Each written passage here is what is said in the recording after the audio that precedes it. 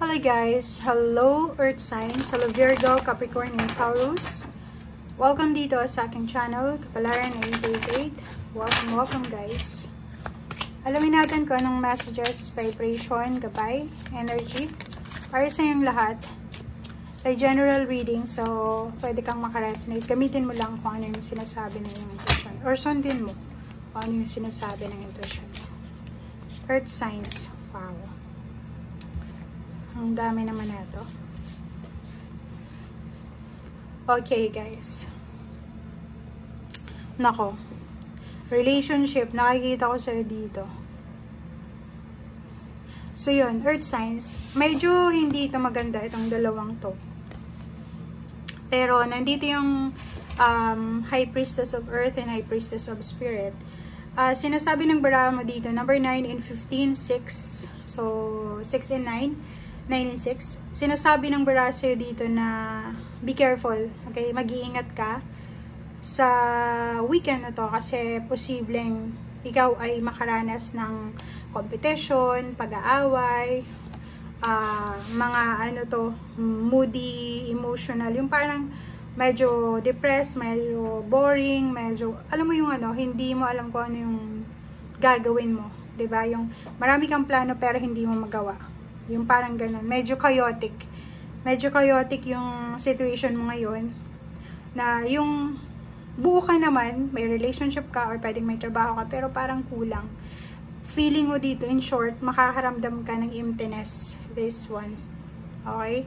So, parang nakikita ko sa'yo dito, may iba na pwedeng ang dami yung hinahanap.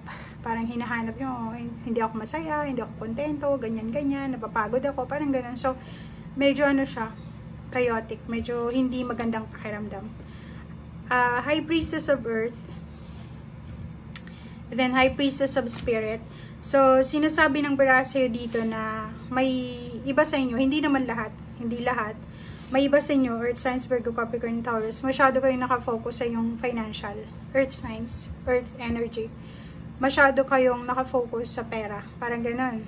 Pera, and hindi mo na masyadong nabibigyan ng pansin yung spiritual mong buhay, pangangailangan. So, medyo imbalance siya. Okay? So, parang pinapasukan ka ng sadness, parang hindi ka kontento. Yun, in short, hindi ka kontento sa kung anong meron ka sa ngayon. And, sinasabi ng baraha na siguro it's time, since weekend naman, Saturday, Sunday, na bigyan mo ng oras ang spiritual mong pamumuhay. Okay? Love.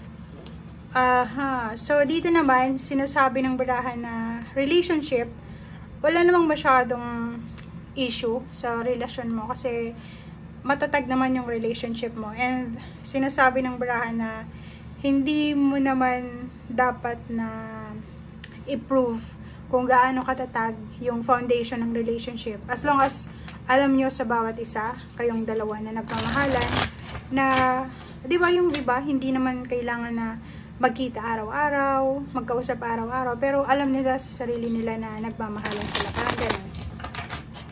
May ganitong sitwasyon, yung iba.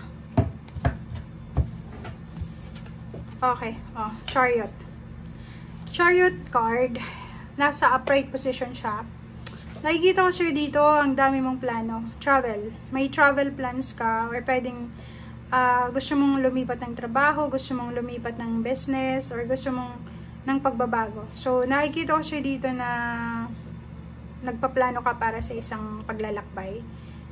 Progress. Growth. Parang ganun. So, nakikita ko sa'yo dito na mabilis. Mabilis na plano. Yun nga yung sinasabi sa'yo dito, make sure na pag-isipang mabuti. Kasi, mabilis kang magplano, mabilis kang gumawa ng desisyon na hindi mo pinag-iisipan. Yun yung pwedeng maging dahilan ng regress mo in the near future. So, make sure ngayon na pag-isipan mong mabuti kung ano man tong actions na gagawin mo. It's either travel, diba? So, yun. Ang ganda. So, relationship, single ka ba? Or pwedeng may asawa ka or kung ano pa man, nakikita natin dito na may paparating sa'yo. It's a financial stability, financial progress, na pwedeng galing sa manliligaw mo, or galing sa asawa mo, boyfriend, girlfriend, or sa emotional. Like for example, kung hindi man directly galing sa'yo, pwedeng galing ito sa siblings mo, kapatid, relatives. Alam mo yung success ng family.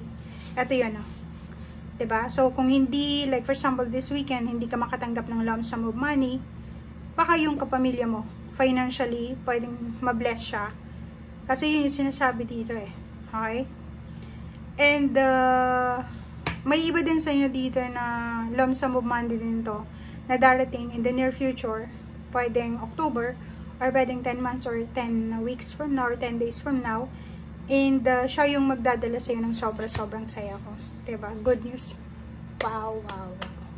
Okay, yung iba din sa inyo dito, magandang balita siya So, posibleng kung ikaw yung may pera, ikaw yung magbibigay.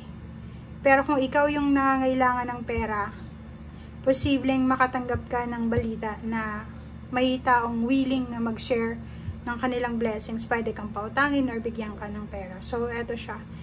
And if ever ikaw yung meron, posibleng makatanggap ka ng message, it's either this weekend or next week, ng pera. Hihingi sila ng tulong sa'yo, financial. Parang ganun.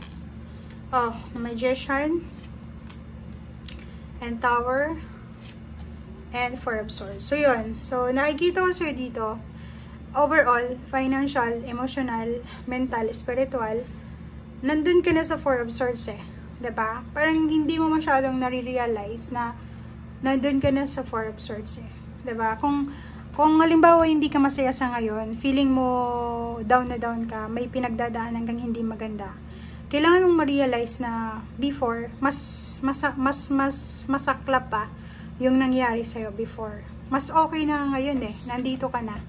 Diba? So, Four of Swords ka na. And, wag kang masyadong mag-self-pity, wag kang masyadong mag-stay dito sa distraction mode na to. Kasi, ang nakikita natin dito is parang hindi ka makaget over sa ibang nangyari sa iyo from your past, na parang yung mga good things na nangyayari sa iyo sa ngayon, parang iniisip mo na baka hindi magtatagal ito, baka in the near future maging bumalik sa dati, yung scarcity, financial scarcity, emotional problems, burdens, or kano pa man. So, sabi ng Magician dito, everything happens for a reason. Okay? Kung nandun ka sa taas ngayon, appreciate mo, be thankful, be grateful. If nandun ka naman sa sitwasyon na mababa, nasa Tower, sinasabi na still be thankful, be grateful, kasi until now buhay ka, na nakasurvive ka.